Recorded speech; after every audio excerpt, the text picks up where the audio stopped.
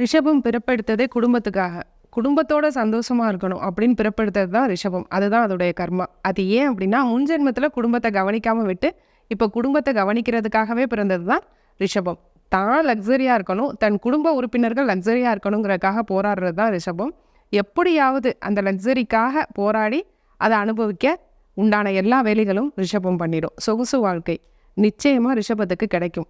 அப்படி இல்லை, நான் ஒரு மிடில் கிளாஸ் வாழ்க்கை வாழ்றேன்னா மனசு ரொம்ப இளமையாக இருக்கும். இருக்கிறதுல மனசு சந்தோஷமாக இருக்கிறது தான் அதிக சுகம். சரிங்களா? மனசை சந்தோஷமாக வச்சுட்டு இருக்கிறது ரிஷபம் ரொம்ப நல்லாயிருக்கும். ஏன் இவ்வளோ ஃபோன் ஏன் காஸ்ட்லியாக வாங்குறீங்க, ஏன் ஒரு ஐஃபோன் யூஸ் பண்ணுறீங்க, ஏன் கார் இவ்வளோ காஸ்ட்லியாக வாங்குறீங்கன்னா, நம்ம கூடவே அதிகமாக நம்ம பயன்படுத்துகிற பொருளுக்கு காசு அதிகமாக போட்டால் என்ன தப்பு அப்படின்னு வாதம் பண்ணாங்கன்னா அவங்க ரிஷப ராசிக்காரவங்க. அது உண்மையும் கூட. நம்ம ஒரு 10,000 ரூபாய்க்கு ஃபோன் வாங்கி வச்சு அதை தான் முழு நேரமும் பார்க்க போகிறோம்.